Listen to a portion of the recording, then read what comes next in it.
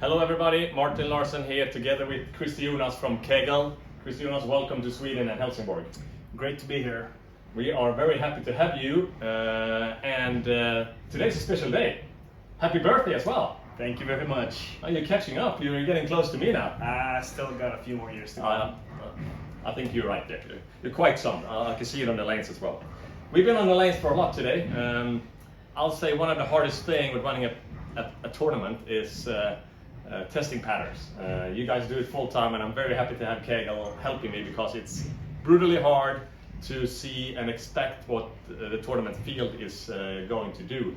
So before we talk about the pattern, of course, with you being your birthday, we'd like to give you one of those really nice jerseys.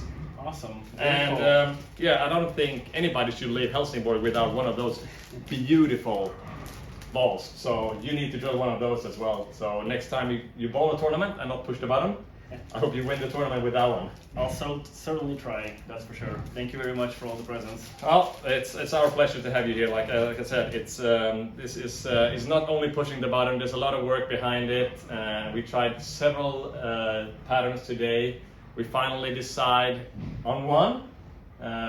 What is your main thoughts when you're trying to design a pattern for a tournament like this?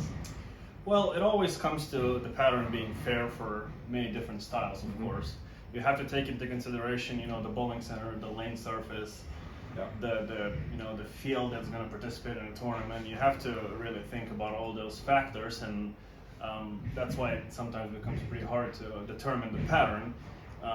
But we're always looking for a challenge, of course. The tournament is going to be pretty high level, so we're looking for a pretty challenging pattern.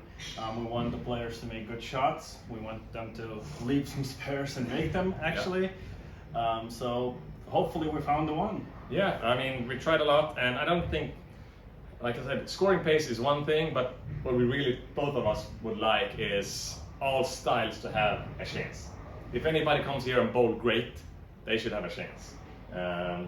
But for this particular year, we decided to go a little longer than we tried before, yeah? That's correct, we're gonna go a bit longer this year. Hopefully that gives players a little different look from the previous years as well. Obviously we want to test the skills of the players as well, by seeing what they can do differently. And hopefully that works out. Yeah, so this year we decided to go at 46 feet. I know that will scare a lot of people. Oh, that's really long. And on top of that, we are using 33.96, so almost 34 mils. That will scare even more people. I bowled on it for a little bit now. Not exactly this pattern, but very close. And I'll say the friction in this house at Olympia Bowling will determine a lot of the pattern. Like it doesn't play as quick or slick as you would think with 46 feet and 34 mils. That's correct, and that's also very important to note. The lane surface of this bowling center. We have a pretty high friction lane surface over here. So, when you see the volume being that high, you also have to consider that the lane surface itself has quite a bit of friction in it, so it balances out. We're also using curve conditioner on all the forward loads, which creates a little bit more friction down the lane as well. And then we also use a little bit of ice on the way back to protect the front part of the pattern a little bit more, and just make sure that the bowling balls get down the lane a little bit easier. So yes, the volume is pretty high, but there are also other factors that influence, the ball motion as well. And I know a lot of people that doesn't have a lot of rev rate are afraid of long patterns and high volumes. I would say speed control and launch angles this week will be critical, much more critical than rev rate. Yes, do you agree? Certainly. I think with the length of the pattern and quite a few 2-to-2 loads going forward in the pattern, the launch angle is definitely going to be very important. I think there is a way to create quite a bit of room on this pattern, but I think you're going to have to be pretty smart how you approach this pattern.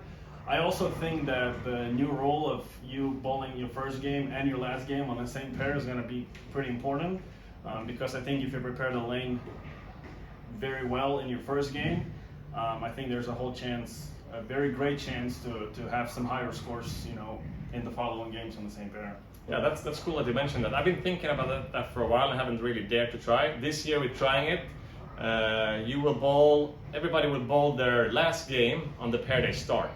So that's a totally new thing that we're trying this year. We'll see if bowlers think about it differently than they do in normal cases. I don't know, we don't know, we will see. But it's something new. We always try to do something new when we run this Storm Lucky Larsen Masters. So this year we have a special edition ball.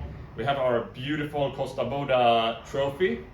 And instead of the old guys from Kegel, like Doug Dukes and John Janovich, we have Kristijonas. We bring the young generation.